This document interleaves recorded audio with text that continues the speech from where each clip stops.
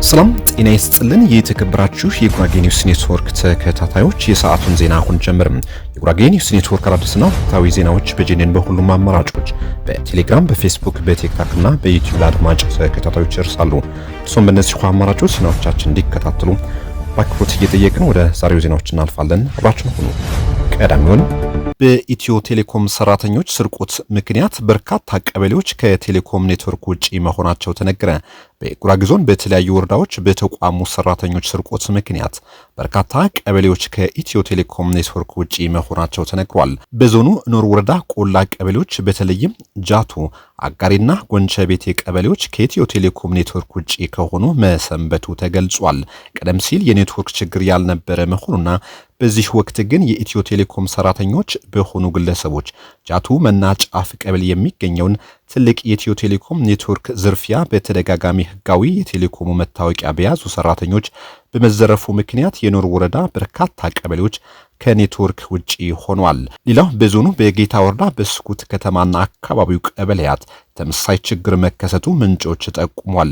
የዚህ አካባቢ የኔትወርክ ጣቢያ የማይሰራው ለጣቢያው የተመደቡ አዳዲስ ጄኔሬተሮች፣ የሶላር ሲስተም ባትሪዎችና ሌሎች የቴክኖሎጂ ቁሳቁሶች በኢትዮ ቴሌኮም ሰራተኞች እየተጫኑ እንደሚወሰዱም ተነግሯል። የአገልግሎት ሰጪ ተቋማት ሰራተኞች ራሳቸው የመሰረተ ልማቱን ቁሳቁስ ይዘረፉ ህዝቡን ከኔትወርክ ውጪ እንዲሆን እያደረጉት ነው። በዚህም ኔትወርክ ባለመኖሩ ዘመናዊ አገልግሎት እና የገንዘብ ዝውውር በእነዚህ አካባቢ ሙሉ በሙሉ እንዲቆም አድርጎታል። ይህም በነጋዴውና በህዝቡ መካከል ያለውን ግንኙነት በማቋረጥ ከፍተኛ ተጽዕኖ እያደረገ ይገኛል። ዜጎች እንደ ማንኛውም ኢትዮጵያዊ የቴሌኮም አገልግሎት የማግኘት ሰብአዊና ዜግነታዊ መብታቸው እንዲከበር የጠየቁ ናቸው። ኢትዮ ቴሌኮም ዋና መስሪያ ቤት በታችኛው መዋቅር ውስጥ ያሉ ሰራተኞች የሚፈጽሙትን የንብረት ምዝበራ፣ ችለተኝነትና ስርቆት ተከታትሎ አፋጣኝ እርምጃ እንዲወስድም ዜጎች ጠይቀዋል።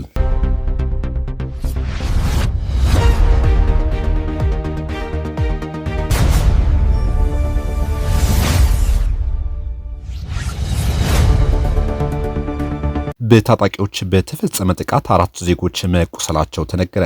በምስራቅ ጉራጌ ዞን በምስራቅ መስቃን ወረዳ በማረቆ ልዩ ወረዳ አመራሮች በተደራጁ ታጣቂዎች በተፈጸመ ጥቃት 4 ዜጎች ላይ ከፍተኛ ጉዳት መድረሱን ተነግሯል።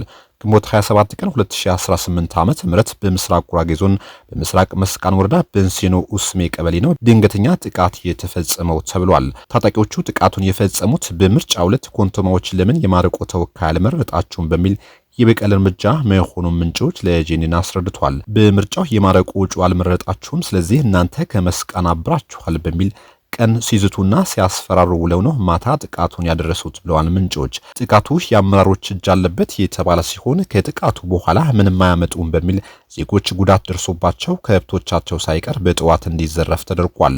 በታጣቂዎቹ ጉዳት የደረሰባቸው ኮንቶማዎች የሱፍ ወርቅቾ፣ ሐሰን ባሙድ፣ ዳርፈታ ሐሰንና ሁሴን ሐሰን መሆናቸውም ታውቋል። በጥቃቱ ጉዳት ከማድረስ ባሻገር የተደበደቡ ዜጎች እንዳሉም ተነግሯል። ከልዩ ወረዳ አመራሮች ትዕዛዝ በመቀበል ጥቃቱን ያስተባበረና የመራውም አቶ ወርቄ ሚስቦ የሚባል ግለሰብ መሆኑም ተጠቁሟል። ከፍተኛ ጉዳት የደረሰባቸው ዜጎችም የምስራቅ መስቃን አመራር ልዩ ኃይል ይዞ በመግባት ተጎጂዎች ወደ ሕክምና እንዲሄዱ አድርጓል። በልዩ ወረዳው ከቀድሞ ጀምሮ የሀገር መከላከያ አባል የነበሩና የተመለሱ ከድተው እንዲመጡ የተደረጉ ግለሰቦች ተደራጅተው በአካባቢው በንጹሃን ዜጎች ላይ ጥቃት እየፈጸሙ መሆኑን ጄኔን መዘገቡ የሚታወስ ነው። የሰሞኑ ጥቃት አድራሾች ደግሞ በልዩ ወረዳው አመራር የቤት መስሪያ ቦታ የተሰጣቸው ገንዘብ የሚከፍላቸው የአመራሩ ተልዕኮ የሚፈጽሙ የተደራጁ ወጣቶች ናቸው ተብሏል። የሚመለከተው የክልሉ ብሎም የፌዴራል መንግስት አካል በኮንቶማዎች ላይ የሚደረጉ እንግልት፣ ጥቃትና ማዋከብ እንዲቆም ኃላፊነታቸውን እንዲወጡም ዜጎች ጠይቀዋል።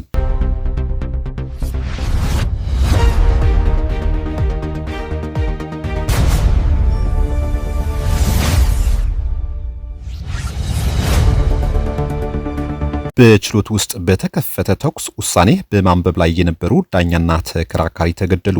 በሁለታ ወልመራ ወረዳ የመጀመሪያ ደረጃ ፍርድ ቤት ውስጥ በተፈጸመ ጥቃት የዕለቱን የችሎት ውሳኔ በማንበብ ላይ የነበሩ ዳኛና አንዲት ተከራካሪ ሕይወታቸው ማለፉን ተገልጿል። የቤተሰብ ክርክር ጉዳይን በመመለከት ላይ የነበሩት ዳኛ ወርቄ ፈንካሳ የፍርድ ውሳኔውን እያነበቡ ባሉበት ወቅት ተከሳሹ በድንገት ባወጣው ሽጉጥ ዳኛውን በጥይት በመምታት ሕይወታቸውን ቀጥፏል። በዚሁ አጋጣሚ በችሎቱ ላይ በጉዳዩ ላይ ይከራከሩ የነበሩት ተከራካሪዋ በተመሳሳይ ሁኔታ በተከሳሹ በተተኮሰ ጥይት ወዲያውኑ ህይወታቸው አልፏል። ድርጊቱ ብዙዎችን ያሳዘነና ያስቆጣ ሲሆን ዳኞችና የህግ ባለሙያዎች በስራ ገበታቸው ላይ አስተማማኝ የደህንነት ጥበቃ ሊደረግላቸው እንደሚገባም በርካቶች በመግለጽ ላይ ይገኛሉ። አንድ ግለሰብ ታጥቆ ወደ ፍርድ ቤት አዳራሽ መግባት መቻሉ የፍርድ ቤቶቻችን የጸጥታና የፍተሻ ስራ ምን ያህል ደካማ እንደሆነ በአሳዛኝ ሁኔታ አሳይቷል በማለት በርካቶች ስሜታቸውን በማጋራት ላይ ናቸው።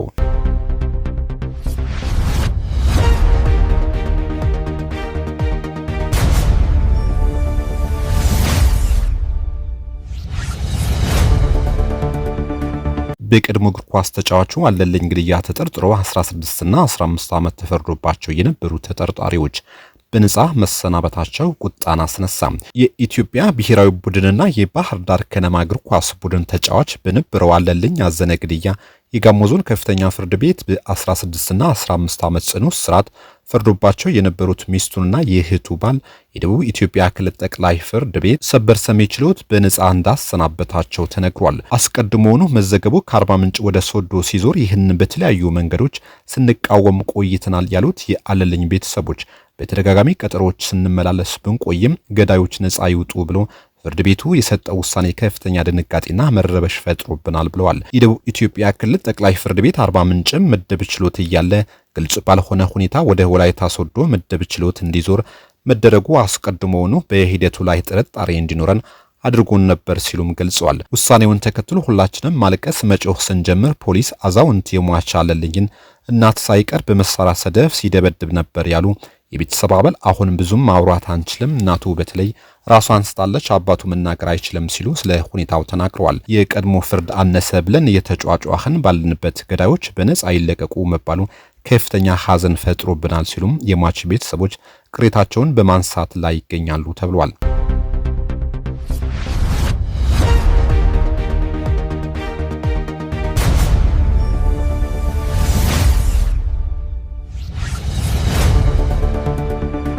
በትግራይ ዙሪያ አዲስ ግጭት የመከሰቱ ድል ከጊዜ ወደ ጊዜ እየጨመረ መምጣቱን ህወሓት አስጠነቀቀም። ህወሓት ኢትዮጵያ ሊቀር የማይችልና አስከፊ ጦርነት ሊገጥማት እንደሚችል ያስጠነቀቀ ሲሆን የፌዴራል መንግስቱ የሰላም ስምምነቱን ስልታዊ በሆነ መንገድ እያፈረሰና ሀገሪቱን ወደ አዲስ ግጭት እየገፋፋት ነው በማለት ዓለም አቀፉ ማህበረሰብ በአስቸኳይ ጣልቃ እንዲገባም ጠይቋል። ድርጅቱ በትግራይ ያለውን ሁኔታ አስከፊ እንደሆነ የገለጸ ሲሆን የፌዴራል መንግስቱ ጨካኝና አዳካሚ ከበባ እያደረገ ነው ሲልም ከሷል። የነዳጅ እገዳዎች የኢኮኖሚ እንቅስቃሴን ሙሉ በሙሉ እንዲቆም አድርጓል። የንግድ ዕቃዎች ፍሰት ላይ የተጣለውን ገደብ በክልሉ ከፍተኛ የዋጋ ግሽበትና የኢኮኖሚ እንቅስቃሴ መቀነስ እንዲፈጠር ማድረጉንም ገልጿል። ህወሓት በተጨማሪም የኢፌዴሪ መከላከያ ሰራዊት በትግራይ ድንበሮች አካባቢ መጠነ ሰፊ ወታደራዊ ስምሪት ማድረጉን በነዋሪዎች ላይ ያለውን ማህበራዊና ኢኮኖሚያዊ ችግር እንዲሁም የስነ ልቦና ጭንቀት ማጠናከሩን ጠቅሷል። ባለፈው የካቲት ወር ላይ ፓርቲው የኢትዮጵያ ፌዴራል ኃይሎች ወደ ትግራይ ድንበሮች የተወሰኑ አካባቢዎች እየገፉ ነው ሲል መክሰሱና ይህ ድገት አዲስ የጦርነት ግጭት የመቀስቀስ አደጋ ሊኖር እንዲሁም የፕሪቶሪያውን የሰላም ስምምነት ሊያናጋ እንደሚችል ማስጠንቀቁ ይታወሳል። ህወሓት አሁን ያለውን የኢትዮጵያ የምርጫ ሂደት የገመገመ ሲሆን በገዢው ብልጽግና ፓርቲ የሚደራጁ ምርጫዎች አብዛኛውን የሀገሪቱ ክፍል ከድምጽ አሰጣጥ ውጪ ሆኖ እያለ ዲሞክራሲያዊ ህጋዊነትን ሊያጎናጽፍ እንደማይችሉ ተከራክሯል። ህጋዊነት ዜጎችን በማግለል በመጨቆን በረሃብ በመቅጣት ወይም በመግደል ሊገኝ አይችልም ያለው መግለጫው ይልቁንም የሀገሪቱ መሰረታዊ የፖለቲካ ችግሮች መፍታት የሚችል ሁሉንም ያካተተ እና ታማኝ ብሔራዊ ውይይት እንዲደረግም ጠይቋል። በትግራይ ዙሪያ አዲስ ግጭት የመከሰቱ ድል ከጊዜ ወደ ጊዜ እየጨመረ መምጣቱን ቢያስጠነቅቅም ህወሓት አሁንም ለሰላም መፍትሄ ቁርጠኛ መሆኑን ገልጿል። ኢትዮጵያ የገባችበትን የፖለቲካ ቀውስ ለመፍታት ብቸኛውን አማራጭ ውይይት መሆኑን እናምናለን ያለው ድርጅቱ በዓለም አቀፉ ማህበረሰብ በሚመራና በሚደገፍ ታማኝ የፖለቲካ ሂደት ውስጥ ለመሳተፍ ዝግጁ መሆኑን አክሏል። ይህ የቅርብ ጊዜ መግለጫ ለውጭ መንግስታትና ለዓለም አቀፍ ድርጅቶች ቀጥተኛ ጥሪ ያስተላለፈ ሲሆን እርምጃ አለመውሰድ ወደ ጦርነት መመለስ ሊያፋጥን እንደሚችልም አስጠንቅቋል።